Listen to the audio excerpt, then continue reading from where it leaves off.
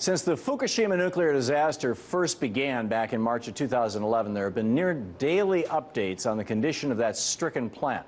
Updates which have been getting worse and worse, painting a very dire scene at the Daiichi nuclear power plant.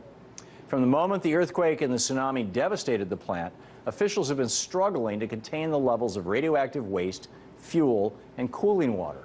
In February, for example, officials discovered a fish in a nearby water intake station for the plant that contained more than 7,400 times the recommended safe limit of radioactive cesium.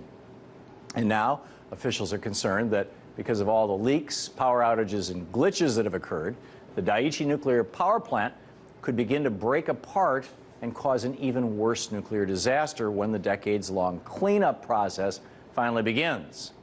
But despite all the chaos in Japan and the continued fears of more nuclear disasters down the road, here in the United States, we're still relying heavily on nuclear power. And to make matters worse, there are 23 General Electric Mark I nuclear reactors across our country, the same kind of nuclear power plants that failed so miserably at Fukushima. These Mark I reactors are located all across America, from Vermont to Minnesota to New York to Nebraska. If just one of these reactors were to fail on the level of the Fukushima Daiichi Mark I reactor, it would be an unprecedented disaster. But don't tell that to government officials, lawmakers, or nuclear power proponents who continually argue that not only is nuclear power one of the safest forms of energy, but it's also one of the cleanest and greenest forms of energy. Events like Fukushima, Chernobyl, and 3 Mile Island disproved the safety claims about nuclear power pretty well, but what about the claims that it's one of the cleanest and greenest forms of energy out there? Proponents of nuclear power love to claim that nuclear power is a carbon-free solution to climate change. Even Obama's new energy secretary has said so.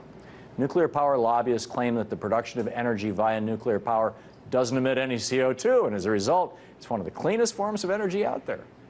It's nonsense. There is nothing clean, carbon-wise, about nuclear power. And the only thing green about it is the glowing radioactivity.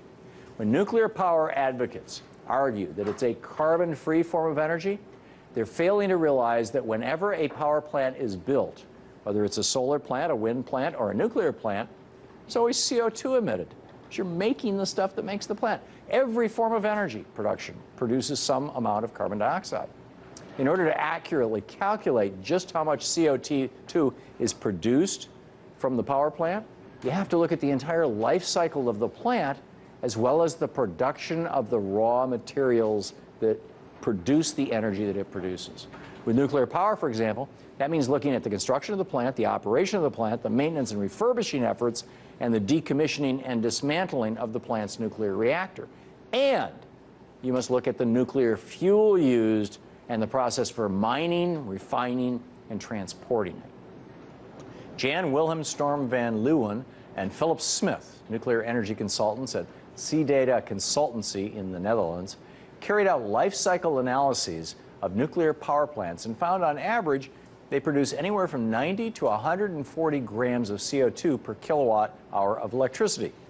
By comparison, solar power, wind power, and hydroelectric produce anywhere from 10 to 40 grams of CO2 per kilowatt of electricity, while gas-burning power plants emit 330 to 360 grams of CO2. In other words, nuclear energy does produce carbon dioxide, and it certainly isn't the solution to curbing the devastating effects of global warming and climate change. It's less than gas, oil, or coal, but far, far more than solar. The fact that government officials in Japan are continuing to struggle with the crippled Fukushima nuclear power plants more than 2 years after they initially failed should be all the proof needed that nuclear power is far too volatile a form of energy to safely rely on.